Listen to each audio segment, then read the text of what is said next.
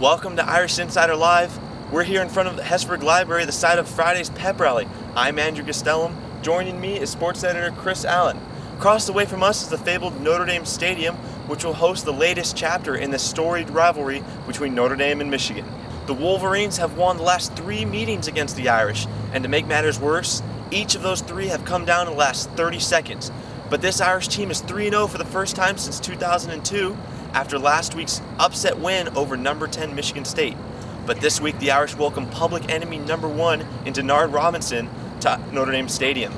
Denard has torched Irish defenses in the past for 944 yards and 8 touchdowns in 2 games. So Chris, it's a huge night game. You know Notre Dame's going to pull out all the stops. What do they need to do to win?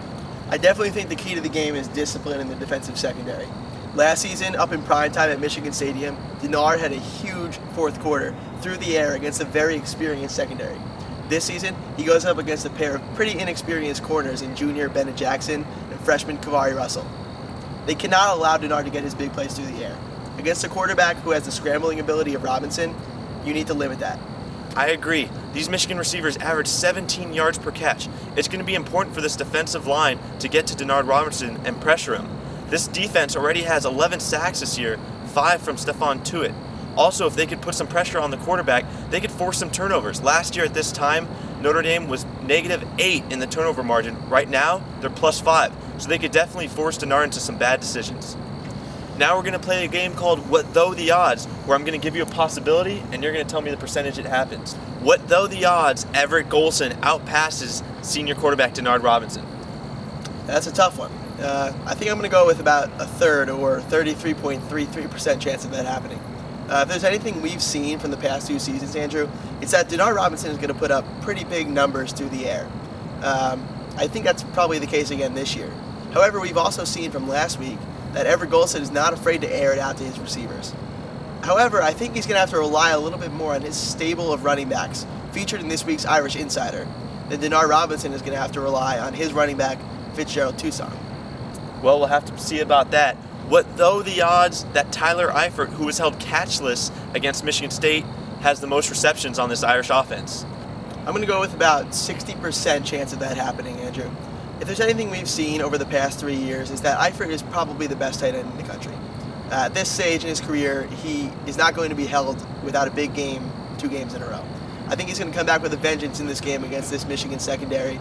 I think he's going to lead the Irish in receptions. However, if I was going to go with somebody else for those 40%, I would look to senior wide receiver Robby Toma. I tell you, around campus, people should start calling Robby Toma Wreckers because he's always open. I think he'll find some holes in that Michigan secondary. All right, Andrew, this is the biggest game Notre Dame Stadium has seen in quite a while. It's time for picks. Who you got? I'm going to take the Irish in this one, 31-21. I think they're really going to run away with this. I'm not impressed with Michigan's defense, and I think Everett Golson is going to have a good game, a very good game at that, better than he had against Michigan State. I also think this Irish running game is really going to get going against this defensive front they're going to see from the Wolverines, and I think they're going to come out with a 10-point win, but I won't be sure until the clock says 0 because we know what Denard can do. Right, this may not be the best answer for the Irish fan base or their blood pressure, but I think it's going to come down to the wire again. I'm taking the Irish 34-30.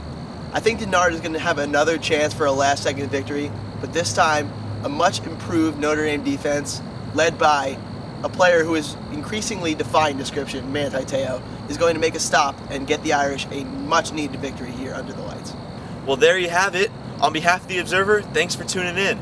Be sure to check out our extended football coverage at ndsmcobserver.com.